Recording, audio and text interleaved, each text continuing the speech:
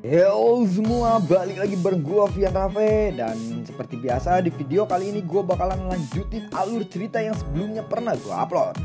Dan buat kalian yang baru aja gabung di channel gua, kalian bisa langsung cek playlistnya dan kalian bisa langsung temuin session-session sebelumnya yang pernah gua upload. Jadi tanpa banyak basa-basi lagi, yuk kita langsung cek this out aja alur cerita session 8-nya.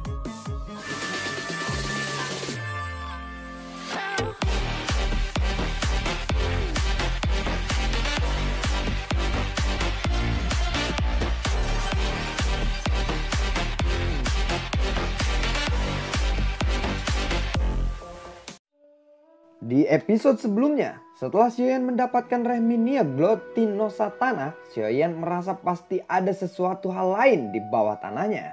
Alam pil ini memang terdapat banyak harta karun di sini, ucap dari Xiaoyan. Tangannya lalu diarahkan ke lubang yang dalam. Sebuah kekuatan hisap melonjak keluar. Di bawah kekuatan hisap Xiaoyan, lubang itu menjadi semakin dalam. Namun objek spiritual yang diharapkan oleh Xiaoyan tidak muncul. Xiaoyan merasa kebingungan ketika dia tidak dapat menemukan apapun setelah menggali begitu dalam. Namun tepat ketika dia akan menyerah, matanya tiba-tiba melirik ke tanah yang telah dia gali sebelumnya. Xiaoyan berlutut dan dia meraih segenggam tanah dengan tangannya. Di dalam genggaman tangannya ada sesuatu yang memancarkan energi yang aneh. Xiaoyan segera menggali lagi. Kekuatan mental Xiaoyan juga bersiap pada saat ini. Tubuh spiritualnya bergerak dan dia melompat ke dalam lubang yang dalam itu. Xiaoyan lalu mendarat di dalamnya. Mata Xiaoyan berhenti di batu giok berwarna putih. Dia lalu bertanya, apakah ini inti ibu giok? Tanya dari Xiaoyan. Inti ibu giok adalah permata misterius yang terbentuk dari kekuatan tanah selama bertahun-tahun. Inti ibu giok adalah harta yang sulit ditemukan oleh seseorang ahli, bahkan dengan sejumlah besar uang pun. Jika mereka menggunakan kursi yang dibuat dari inti giok ketika berlatih atau menyempurnakan pil, itu akan menekan energi liar dan kekerasan di dalam tubuh seseorang itu. Efek semacam ini mirip dengan kursi teratai hijau yang diperoleh Xiaoyan saat mencari inti api teratai hijau saat itu. Tetapi inti ibu giok ini jelas lebih baik. Ini memang harta karun. Dengan benda ini aku bisa mendapatkan hasil 2 kali lipat setiap aku berlatih, ucap dari Xiaoyan. Dia lalu menarik tangannya dan tangannya ditutupi oleh cairan giok kental. Xiaoyan kembali bertanya, apa ini? Ucap dari Xiaoyan di dalam hatinya. Inti ibu giok ini sudah membentuk inti sumsum jiwa, ucap dari Xiaoyan. Dia langsung fokus pada cairan berwarna putih di dalam lubang batu giok. Ini memang inti sumsum jiwa, ucap dari Xiaoyan. Dengan benda ini kemungkinan Xiaoyan untuk menerobos ke negara jiwa di segera naik 50%. Perjalanan ini memang tidak sia-sia.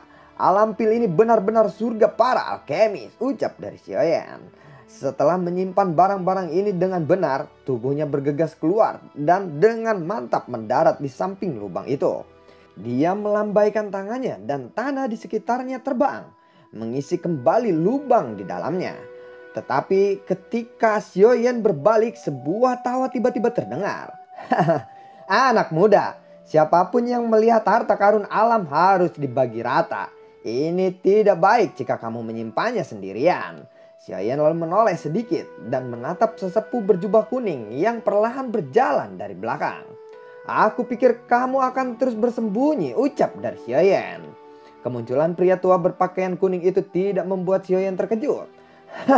Mana mungkin, aku terus bersembunyi setelah melihat ada harta karun seperti inti sumsum jiwa. Aku adalah Huang Yi. Serahkan setengah dari inti sumsum jiwa dan aku bisa mengizinkanmu untuk pergi, ucap dari Huang Yi. Xiaoyan tersenyum setelah mendengar kata-kata dari Huang Yi. Setelah itu dia menggelengkan kepalanya.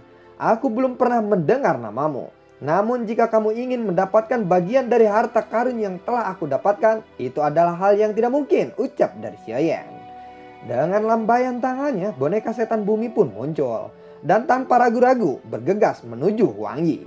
Orang ini membawa boneka yang begitu kuat bersamanya, ucap dari Huang Yi.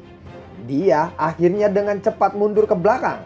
Namun kecepatan boneka iblis bumi berada di level yang sangat tinggi.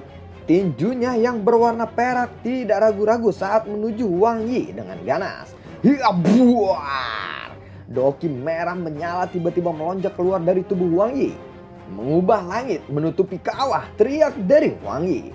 Api merah menyala juga melonjak ke matanya. Setelah itu kedua tangannya diletakkan di atas api yang sangat besar itu. Dia dengan keras mengarahkannya ke tinju logam boneka iblis setan bumi. Buar! Bebek 2000. Buar! Suara mengejutkan tiba-tiba bergema di atas daratan ini. Boneka setan bumi saat ini mampu melawan Dozong bintang 9. Wang Yi ini adalah Dozong bintang 7. Secara alami dia bukanlah tandingan boneka iblis bumi dalam pertarungan langsung. Boneka yang sangat kuat, ucap dari Wang Yi. Pada saat ini Wang Yi mulai menyesali keserakahannya sendiri. Wang Yi segera menstabilkan tubuhnya dan melihat boneka iblis bumi melesat ke arahnya lagi. Anak muda, aku mengaku kalah. Aku akan pergi dari sini. Semua sumsum jiwa inti akan menjadi milikmu, ucap dari Wang Yi. Wang Yi sadar bahwa yang terbaik kali ini adalah melarikan diri terlebih dahulu. Dia akan menyerang Xiaoyan begitu dia menemukan teman-temannya. Namun tiba-tiba dia menyadari bahwa Xiaoyan sedang bersiap untuk menyerangnya. Ini tidak baik, ucap dari Wang Yi. Dia sedikit terkejut saat melihat ini. Dia baru saja bergerak ketika angin menakutkan muncul di belakangnya. Kemudian angin itu dengan keras menghantam punggungnya. Buar! Tinju mereka pun bertabrakan dengan keras. Sesaat kemudian namun kekuatan pada tinju Wang Yi segera tersebar. Dan telapak tangan Xiaoyan dengan cepat menghantam dada Wang Yi. Wang Yi menstabilkan tubuhnya dan dia memuntahkan seteguk darah. Kamu memang kuat, namun aku tidak akan membiarkanmu hidup. Kedua temanku juga telah memasuki alam pil. Mereka akan membantuku membalas dendam ini, ucap dari Wang Yi. Aku tidak akan keberatan jika kamu ingin mengantarkan temanmu mati di tanganku, ucap dari Xiaoyan. Hah, bocah yang sombong. Bonekamu tidak ada apa-apanya, ucap dari Wang Yi. Kalau begitu bersiaplah, ucap dari Xiaoyan. Wang Yi dengan cepat mundur beberapa langkah saat dia melihat Xiaoyan yang sepertinya ingin membunuhnya. Wang Yi lalu mengepalkan tinjunya dan batu spasial muncul di tangannya. Dia tahu bahwa jika dia tidak melakukan ini, Xiaoyan pasti akan benar-benar melakukan pukulan yang mematikan. Sialan, aku akan mengingatmu. Aku akan menunggumu di kota pil suci dan membuatmu mengalami nasib yang sangat buruk setelah pertemuan pil selesai, ucap dari Wang Yi. Dia lalu memegang batu spasial di tangannya sebelum tiba-tiba memecahkannya. Sebutkan namamu biar aku tahu siapa yang telah mengalahkanku, ucap dari Wang Yi saat dia sudah masuk ke dalam lubang spasial. Xiaoyan lalu berkata, namaku adalah Xiaoyan, ucap dari Xiaoyan. Wang Yi pun menghilang. Sementara itu Xiaoyan tidak peduli dengan teman-teman yang disebutkan oleh Wang Yi. Selama itu bukanlah seseorang elit Dozon. Aku harus segera mendapatkan 3 harta yang terdapat pada catatan itu, ucap dari Xiaoyan. Setelah itu dia mengeluarkan peta dari cincin penyimpanannya. Dia dengan hati-hati mempelajari sebelum menentukan posisinya saat ini. Lokasi ketiga item itu berada di 3 lingkaran merah yang digambarkan di peta. Aku harus menuju ke sana, ucap dari Xiaoyan. Setelah itu lalu tubuhnya bergerak bergegas pergi dari tempat itu. Tujuan pertama Xiaoyan adalah pegunungan 10.000 obat. Pegunungan ini adalah salah satu dari 3 daerah yang dilingkari tanda merah. Meskipun dia tidak tahu apakah barang yang dia butuhkan ada di sana atau tidak, dia tetap harus melakukan perjalanan untuk ke sana. Setelah melakukan perjalanan selama 5 hingga 6 jam, pegunungan 10.000 obat akhirnya muncul di matanya. Saat Xiaoyan sedang beristirahat, lalu ada suara bising dari bawah. Ada cukup banyak tenda yang berdiri di sana. Cukup banyak sosok manusia yang terlihat di antara tenda-tenda ini. Orang-orang ini apakah semua peserta pertemuan pil? Tanya dari Xiaoyan. Xiaoyan lalu menggerakkan tubuhnya dan mendarat agak jauh dari bukit. Setelah itu dia bergegas ke atas bukit. Anehnya tidak ada seorang pun yang menghentikannya untuk naik ke atas bukit. Beberapa orang menarik pandangan mereka setelah melirik Xiaoyan. Sebuah suara tiba-tiba terdengar dari kelompok orang ini. Semuanya, aku rasa kita memiliki niat yang sama di sini. Pegunungan 10.000 obat memang memiliki barang yang kita butuhkan untuk menyelesaikan tugas kita. Namun kalian juga pasti menyadari bahwa barang-barang di dalam pegunungan bukanlah barang-barang yang bisa kalian ambil dengan mudah, ucap dari Song King. Song King, kenapa dia ada di sini? Tanya dari Xiaoyan. Bahkan di sana juga ada Cao Ying yang duduk di atas batu hitam. Sepertinya mereka semua berkumpul di tempat ini karena ini adalah pegunungan 10.000 obat, ucap dari Xiaoyan. Cukup banyak orang yang setuju dengan Song King. Berdasarkan apa yang aku ketahui, ada banyak binatang ajaib di dalam pegunungan 10.000 obat. Terlebih lagi yang memimpin binatang ajaib ini adalah binatang pamungkas yang telah mencapai puncak peringkat 7. Binatang buas ini telah menggunakan metode khusus untuk mengangkut banyak barang, harta, dan yang lainnya di sekitaran pegunungan 10.000 obat ini. Setelah itu dia lalu menyimpannya ke gua tempat dia bersembunyi. Aku menyarankan agar kita semua untuk sementara waktu bekerja sama satu sama lainnya, ucap dari Song King. Setelah beberapa saat ragu-ragu, mereka semua perlahan mengangguk setuju.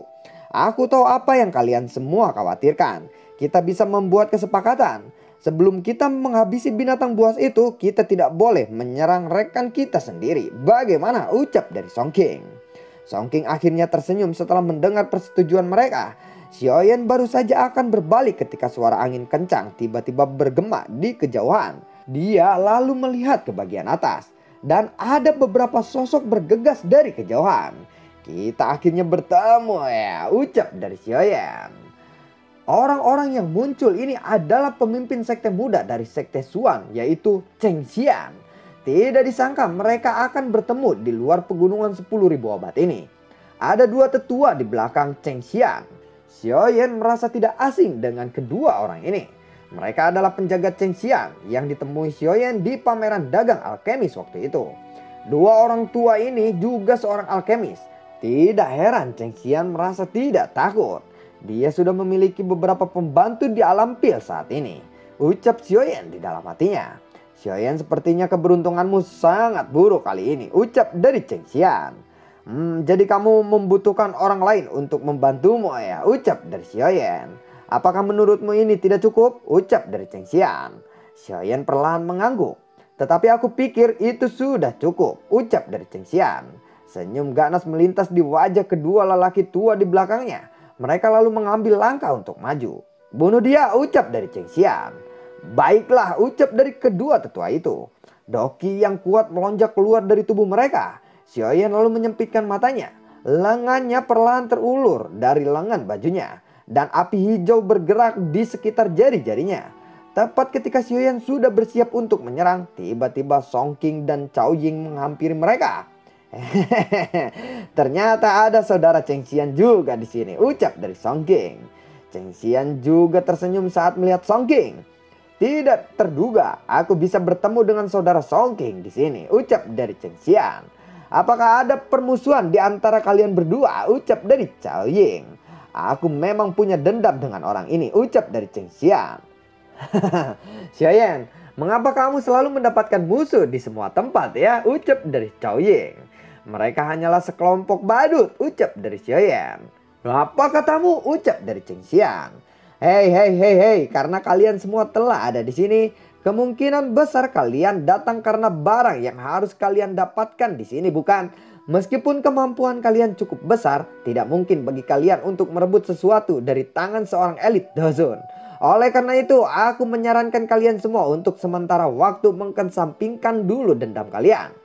Lebih baik kita bekerja sama dan membicarakan hal ini setelah menyelesaikan masalah pegunungan 10.000 obat ini selesai. Bagaimana menurut kalian? Ucap dari Cao Ying. Cao Ying, benar. Saat ini tidak bijaksana untuk kita bertarung di sini, ucap dari Song King. Kali ini aku akan melepaskanmu karena Nona Cao Ying ini, ucap dari Cheng Xian. Hei, saudara Cheng Xian, benar-benar murah hati. Saat ini kami juga membutuhkan bantuan. Karena kita saling kenal, kalian harus mengikuti kami. Ketika kita mengalahkan binatang buas itu, kalian akan bisa mendapatkan semuanya, ucap dari Song King.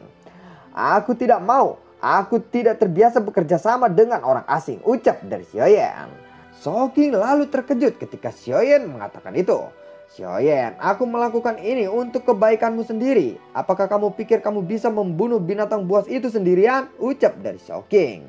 Dia lalu berteriak ketika melihat Xiaoyan dan berbalik untuk pergi. Saudara Song, aku sudah mengatakan bahwa orang itu tidak perlu diberikan keabaikan. Kamu ingin menolongnya tetapi dia tidak menghargai pertolonganmu. Bagaimana jika kita menyerang dan menghabisi orang ini saja? Ucap dari Cheng Xian. Baiklah kalau begitu, kenapa tidak? Ucap dari Soking.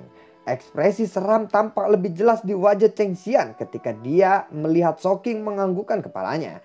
Dia lalu menoleh dan mengangkat dagunya ke arah kedua tetua di sampingnya. Kedua tetua juga lalu mengangguk. Kaki mereka segera menekan tanah. Setelah itu tubuh mereka langsung melesat menuju punggung Xiaoyan. Ekspresi ganas melintas di mata kedua lelaki tua itu saat mereka menatap Xiaoyan dari dekat. Tangan keduanya menembus tubuh Xiaoyan. Pada saat yang sama, punggung Xiaoyan juga perlahan memudar. Ini hanyalah bayangan. Ekspresi kedua lelaki tua itu segera berubah setelah melihat ini. Pemimpin sekte junior, hati-hati. Wajah Cheng Xian dan Soking berubah ketika mereka mendengar teriakan dari kedua tetua itu. Bocah ini benar-benar licik, ucap dari Cheng Xian. Setelah itu tubuhnya melesat ke belakang. Angin panas tiba-tiba muncul di belakang punggung Cheng Xian. Lalu dia dengan paksa membalikkan tubuhnya dan menyapukan kipas logamnya ke depan. Buar! Tinju api tiba-tiba mendarat dengan keras di kipas logam miliknya. Kekuatan yang tersembunyi menembus kipas logam sebelum dengan keras memukul dada dari Cheng Xian. Tubuhnya lalu terpental jauh ke belakang. Cheng Xian lalu berteriak dan lalu menstabilkan tubuhnya dengan agak kesulitan. Dia dengan cepat mengangkat kepalanya. Xiaoyan perlahan muncul di depannya.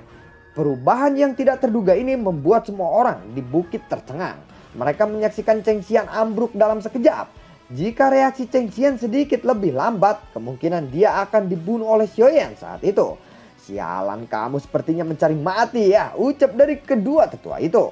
Cepat bunuh bajingan ini. Aku ingin dia mengalami nasib yang lebih buruk daripada kematian, ucap dari Cheng Xian. Kalian tidak akan bisa menghentikanku, ucap dari Xiaoyan. Orang tua itu tidak bisa menyangkal kata-kata Xiaoyan.